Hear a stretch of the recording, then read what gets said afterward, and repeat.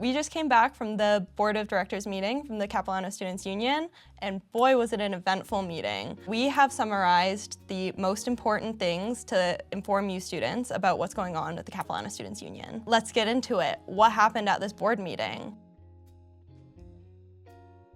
So at this meeting, there was a lot of guests. There were 10 guests in total, with 7 guests attending in person. There were so many guests that the guests couldn't attend in the boardroom, so the next meeting will be held in BR 126 so that it can accommodate all the guests. Most of the guests in attendance were former board members that had a vested interest in the policies that were being discussed at this meeting. The first item that had a lot of discussion was the changes to the implementation of the board attendance requirements. There was around 30 minutes of discussion about this before it moved to a vote. So the changes that were made were delaying the implementation of the board attendance requirements from the beginning of the board term to September 1st. Attendance requirements require board members to attend 35% of the time in person, and if they're attending remotely, to have their camera on. If their camera was off, it would have been counted as an absence. So the changes that were made essentially went back in time to change those absences to being marked as present, so that they wouldn't be eligible for removal. Under this policy, if board members didn't meet their attendance requirements, there would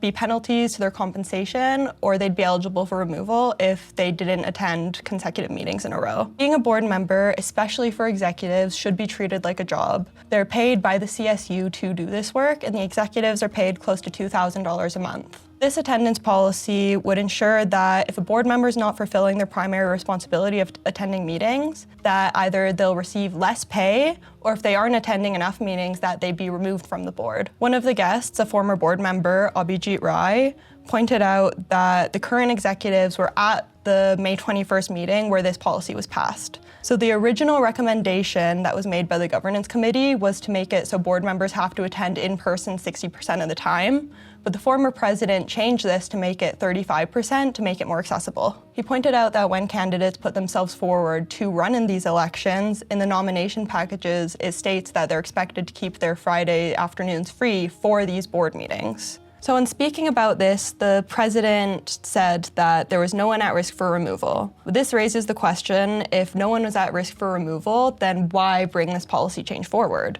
The executive director corrected this a bit later in the meeting and said that in the information provided to the executive committee, there were actually 6 directors that were 1 absence away from being eligible for removal, and this included 2 executives. So these board directors were Dilkaran Singh, Ekam Sandhu, Jaskarat Singh, Anmal Sharma, Shubkaran Singh, and Amanjot Singh. The president commented on this and said that the board members that were eligible for removal were in attendance, just their camera was off. So the Board of Governors representative, Sophia Kara, said it would be a different story if people weren't attending. However, people were in attendance just with their cameras off, and quorum was still being met. So, what is quorum? Quorum is the minimum amount of people that need to be in attendance at a meeting in order for the meeting to start.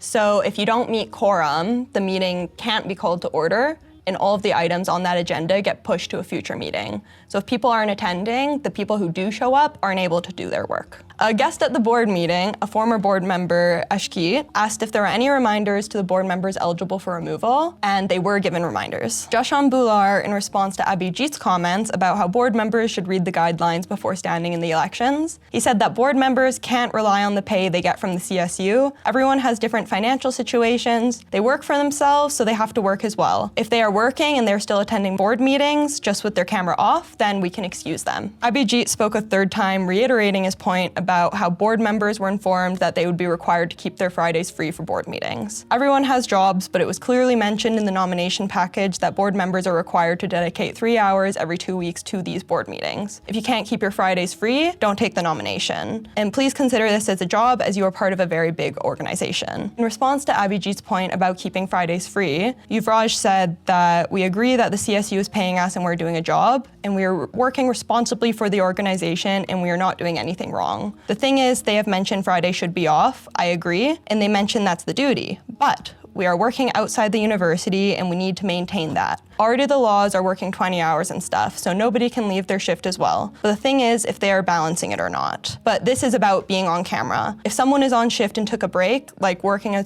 construction shift, then his clothes are not the level of professionalism a person needs to maintain. Are we going through the agenda and getting it all done? If there's a lack of responsibility and if things are not being done by executives or any board members, then they are at fault 100%. But if there are certain Fridays or certain days a person is not appearing on camera, that doesn't mean they aren't giving the CSU time or aren't responsible for an organization to be part of. The next person to speak was Jashan. Jashan agreed with Yuvraj's point about how you're only allowed to work 20 hours a week and they have to make their expenses.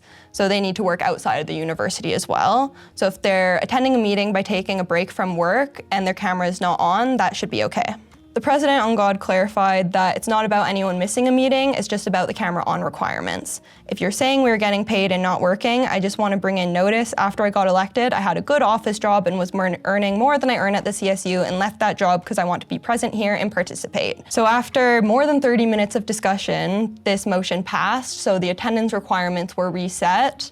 So the 6 board members that would have been one absence away from being eligible to be removed, that is reset and they will stay on the board. Now moving on to the motion about abolishing the executive portfolio critics and the board accountability policy. So when speaking on this motion, the president said that they had a brief discussion about this at the executive committee and that they found that this is not necessary because everything is going smoothly and that they have their staff recommendations as well. He also felt that the appointment mechanism is a little bit biased, because the appointments for the portfolio critic positions are made through the Alumni Advisory Committee. So some background context. The Alumni Advisory Committee was established during the last 2 weeks of the previous board's term. On the second last meeting of their elected term, the board passed a motion to create the Alumni Advisory Committee. At the next meeting on May 31st, they passed a motion to create the Executive Portfolio Critics position. The Alumni Advisory Committee, the members are comprised of former CSU board members that are no longer current students. During the discussion, the president stated that he felt this was a bit political because the appointments for the portfolio critic positions are made by the Alumni Advisory Committee, and the Alumni Advisory Committee was created by the previous board after the election results came out. He also stated how there's reports on the current board, how they're doing with their attendance, and how there are reports for every board member if anyone wants to see it. Nobody's been late and nobody has missed any reports. He stated how it's so political, how it's structured, and how the appointments are going to be made. So he put forward a motion to abolish things. If you look at the CSU meeting minutes and the agendas, you can see for yourself what board members are submitting reports or not and exactly what is said in these reports by going to the CSU website. It varies across the board. Some have very thoughtful reports. Some executive board members have very short reports with just a couple sentences in there. So in the memorandum, a memorandum is essentially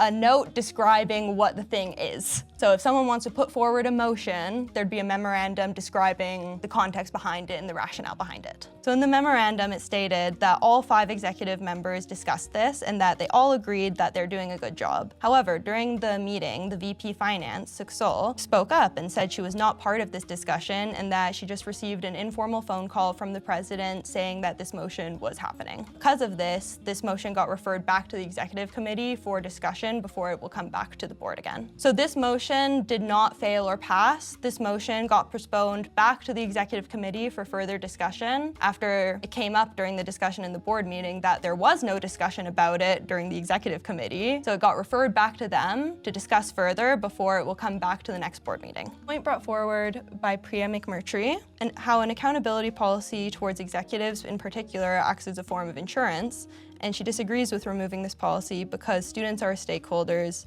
and having them evaluate what executives are doing is super important and critical to the role and how this would bring the CSU up. Some board members felt that this would be a waste of CSU money to be paying the executive portfolio critics like close to $100 a meeting because there are already other board members and other staff members that can offer advice, and any students already allowed to go to these CSU meetings and to bring forward their concerns and questions and make comments. The Board of Governors representative, Sophia Kara, brought forward the point in response that it wouldn't be a waste of money, it would be an investment in the CSU. So there's concerns brought forward by board members Priya McMurtry, Sophia Kara, and Shruti Kartikia about the way this memorandum was worded and the lack of discussion around it. They put forward a motion to postpone this for a future meeting. This has a bit of a domino effect. So the Alumni Advisory Committee was essentially created to select these executive portfolio critics. and they have not met yet, but they're going to be scheduled to meet soon. But because this motion is going back to the executive committee for further discussion, this postpones when the alumni committee is able to meet. If these executive portfolio positions are abolished, that essentially leaves the alumni advisory committee without much roles to do. Like, all the members of the alumni advisory committee are former student leaders who are really passionate about these things, who volunteered their time in order to join this committee, that they're not receiving any pay for this. This is just a volunteer opportunity because they care about accountability. So one of the guests that attended this meeting was Abhijit Rai, a former board member. All students, regardless of if you have previous board experience or not, like, all students are welcome to attend the CSU board meetings. This is within our rights as students. Abhijit Rai was very engaged in the discussion because of the contentious items that were on the agenda. Later in the meeting, the VP Student Affairs, Ekam Sandhu, put forward a motion to expel Abhijit Rai from the membership of the Capilano Student Union. So this is a really serious, motion to make. What happened?